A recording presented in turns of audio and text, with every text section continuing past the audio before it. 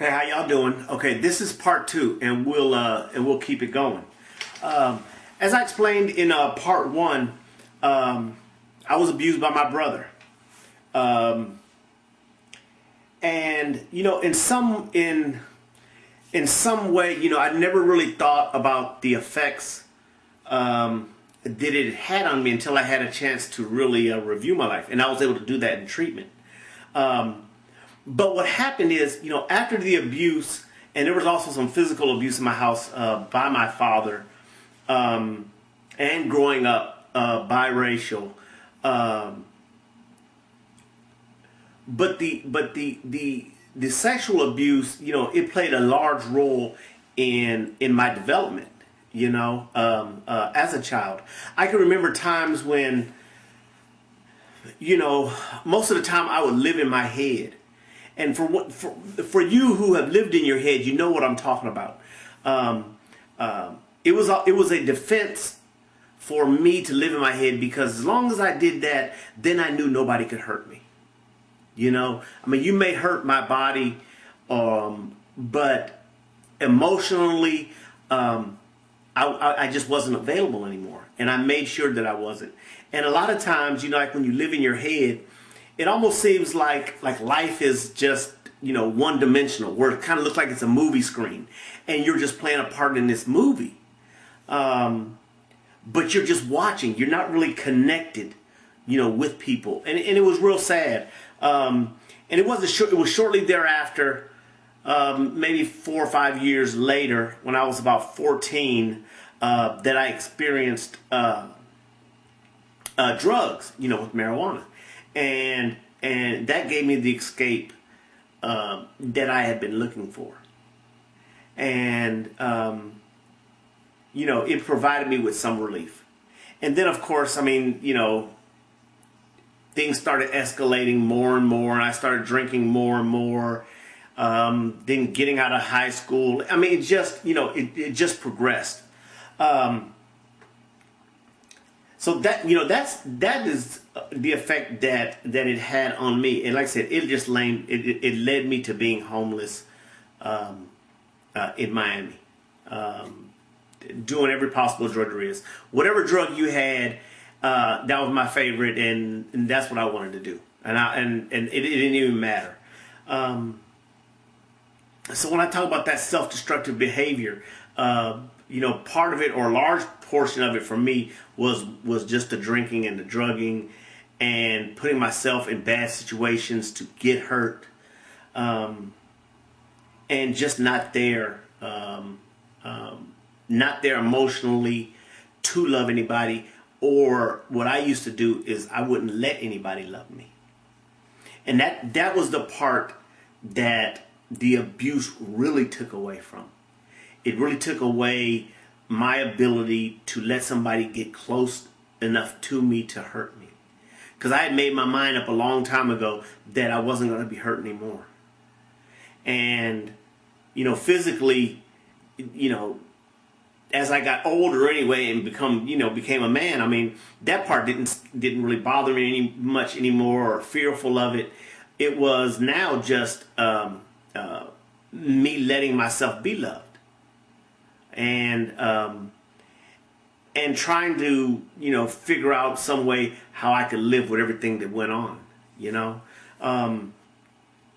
it wasn't until I went to treatment for the drugs and alcohol that I started learning that I wasn't the only one out there who had been abused as a child. I can remember I was sitting in a treatment center, and we had these group therapy, and this guy started opening up about what happened to him. And the situation was very similar to mine, an older brother, and he was talking about it so freely. And I was sitting there, and I said, I'm not going to do that. I'm not going to spread all my business in front of these people.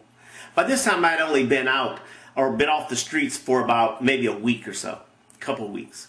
So I was really, just fresh off the streets. And I had no idea what the power that sharing with somebody has. I didn't know, but I knew that being a man, I didn't want to talk about any type of sexual abuse, because like I said, that normally pertains to women, and I didn't want to be considered a punk.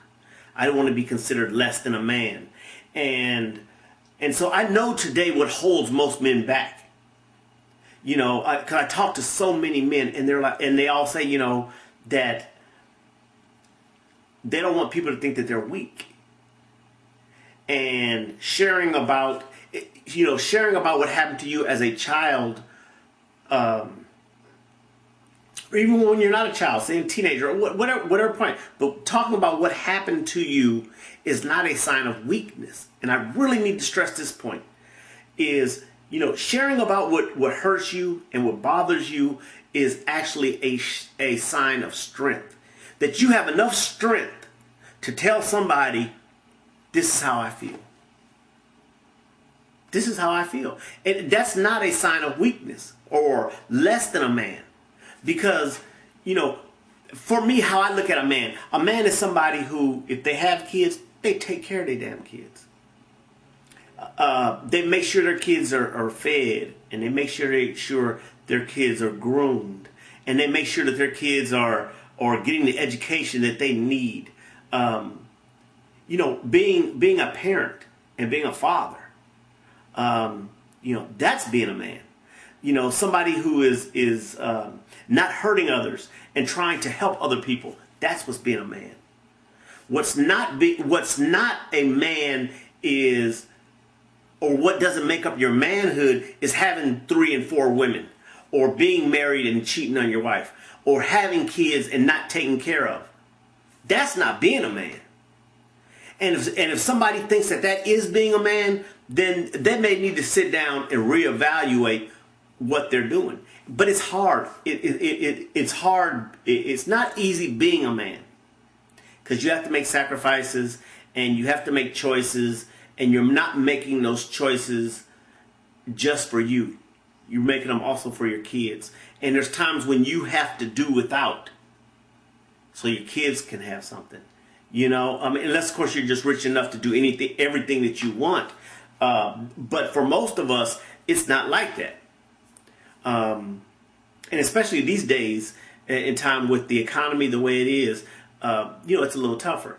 So, once I was able to get over that hurdle about what is weakness and what is being a man, then I was able to start sharing about it. So it was maybe a couple days later when I finally got the courage to share about what happened to me. And I use the word courage because, there's different types of courage. Like the courage that I had out in the streets to go buy those drugs, to put myself in those bad situations, to be around the people that I was around. Like when I was locked up, the courage to live in there. That's not the kind of courage I'm talking about. I'm talking about the kind of courage where if you think that you tell somebody, you'll be embarrassed. There's that old saying, and they say, save your ass and not your face. That kind of courage. Which is far more difficult than getting in a fight with somebody. Or, some of those other things that we would traditionally say, that's what being a man is. To have that kind of courage. That's real courage. And the greatest thing about it is, it really is just, really when you start talking about it, you open it up, you make that decision, that is the most loving thing that you can do for yourself. And when you start looking at that, you're like, okay, I have to be courageous enough to do this and share with people and talk about how I feel so that I can become a better person, and that's loving. So when you start thinking about the two together, you're like, okay, that makes sense. And that's what happened to me at that time, is just that, I knew for sure I didn't want to go back where I came from. I knew for sure that I wanted to experience what love